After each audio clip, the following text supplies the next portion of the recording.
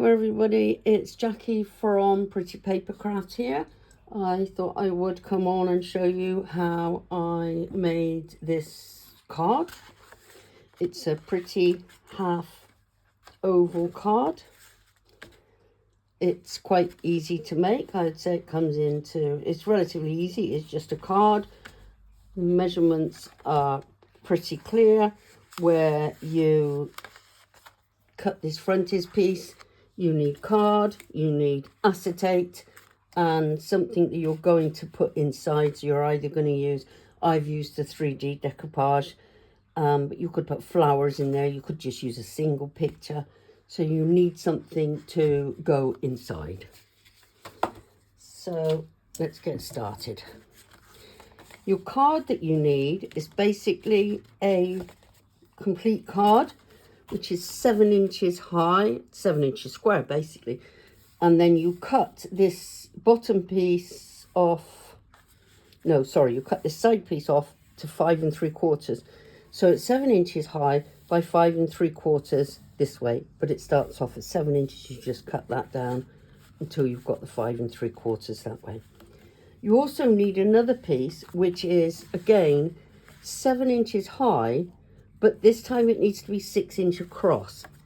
Now this 6 inches across needs to be scored at 1/2 inch both sides. So if you want to screenshot, that is basically what materials you need all together. So those two measurements on that, those two there, and let me take it from here. So I've used the decoupage.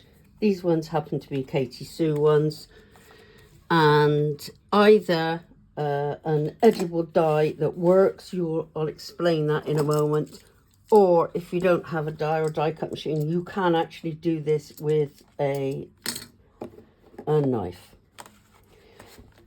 So I've explained it. This is 7 by 5 3/4.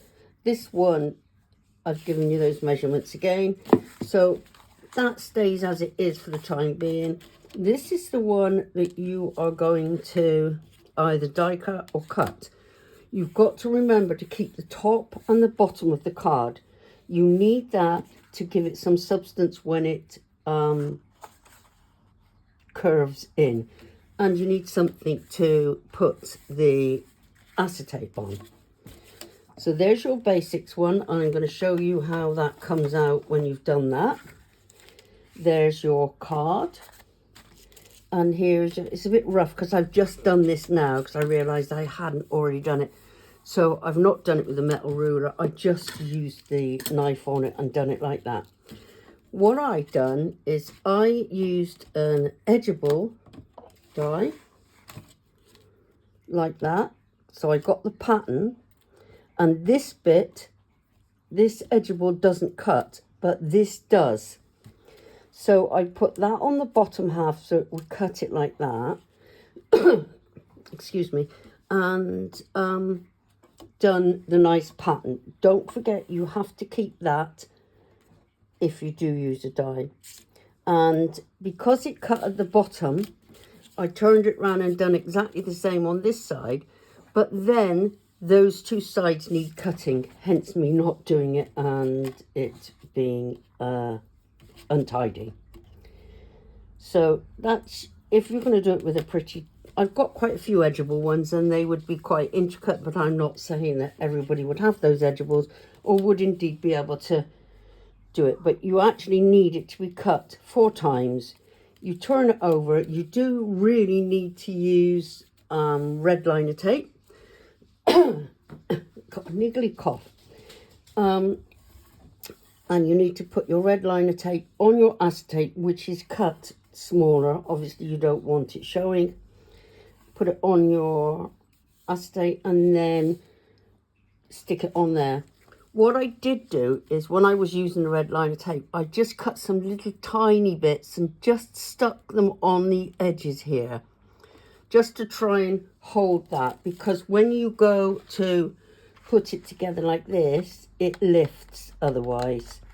So because I wanted it to be preserved, I actually just stuck just fractions Wet glue won't stick acetate very well, so won't stick to acetate very well, and this still has to go to the acetate. So red liner tape is perfect for that.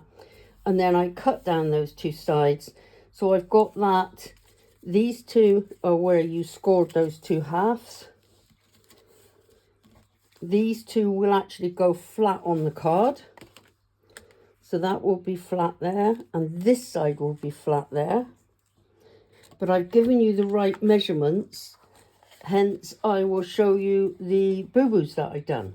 I'm going to show you them on here. What I've done is I've made this on mine, not on yours because I gave you the correct measurements. I made this too big. It's too big. Even if you use flowers in there, it's too big. But if you want to use thicker, bigger flowers and you're going to be doing it like that, then by all means just make this one a bit wider. Same height, but deeper that way. And then you can cut your die or with just an oblong to your requirements. So the first boo-boo I done here, that was the first one. I made this too high. It should have only been 6 inches, and this is actually 6.5, so it's a bit too deep. And the second one is, when I came to put it together, I put this on here and sealed it. Then I put the decoupage piece on here, but centered it up. And really, this side piece shouldn't have been centered. It should have been centered up. I should have made allowances for that piece when I centered it up. Because I didn't, it's actually offside, off center. Now, it's not a problem because what I'm going to do is I'm going to put, I haven't got any at the moment, so I need to get some, a silver bow, a nice chunky bow there that can sit that way up. And then that would just diffuse the fact that it's got 1/2 inch this side more than it has this side. So that's a point to remember. Decorate your, put one side on by all means, acetate on here. But when you come to do this side, just put a little pencil mark down there, 1/2 inch, so you know it has to be centered up around here, and you won't be doing the same problem as what I've done, where it's off-centered. So that's it. Told you about my two boo-boos that I've done. It's pretty basic to cut an oblong in there, as long as you make sure, like I said, you have to leave that because that is your supporting structure of your card. So, but it does look just as nice. But I have made them before, and what I've done is I've come down to about here if I'm just going to be doing that, and I've just cut a square. So that is basically it. This is the one that I boo-booed on. It's a pretty poppy one. Again, my cards are all deeper than what yours will be. This one is a house one. It can either be a nice new house or new home, or perhaps a couple getting engaged and moving in together or something, which is why I haven't put sentiments on there. It could be anything like that. The third one is just a nice birthday one. Again, you really notice how that is so deep. It really, it's not noticeable to anybody else.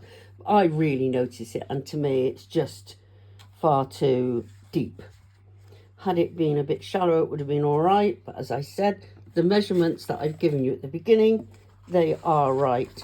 Now this last one I have made slightly different in that instead of the card opening that way, I did, but I cut the measurements so they would have been this side, portrait, instead of the same as these. So these are quite popular, but this still sits lovely. Now again, I've put flowers in this one, but I could have got away with doing it the measurements that I gave you originally. because it's just, to me, it's just too tall. But then I suppose you don't look down on a card, so you wouldn't really find that a problem. But this would be nice. It would not even make a nice wedding card or an engagement card, but it's just really pretty. So it's obviously for a special occasion. So that's it for now. Got something else on the go for next week. Normally it's once a fortnight, but I've got something else that I'm doing for in between. So the fancy fold will be 2 weeks, but I've got another video going up showing you how to do something else in the meantime. So that's it for now. Thank you again for everybody that's still with me. I will be running in May a competition each month. So you will click the thumbs up and leave a comment. And at the end of the month, I will issue numbers in the order that people have left their comments. And at the end of the month, I will be sending out 3 or maybe 4 of the cards that I've made. You won't be able to choose which ones you want, but I will be, because obviously I use them. I will be sending 3 or 4 cards out, and they will be the ones that I've actually made. But I won't be starting that till the beginning of May, so everybody's got a fair chance of knowing. You will be issued a number, and then I will use a number generator online, and it will independently choose which number I will send the cards out to. And you would then have to go on to the Facebook group to leave me your message, because you can try my email address, but if I don't reply, it means I've not got it. I get so many emails a day that it would be easy to miss them, or some go into the spam box, etc., etc. So if you don't get a response pretty much within 24 hours, then you would need to go on to Pretty Paper Crafts on Facebook and contact me there. I am contactable there. So thanks for your support, and I will catch up with you very soon. Bye then.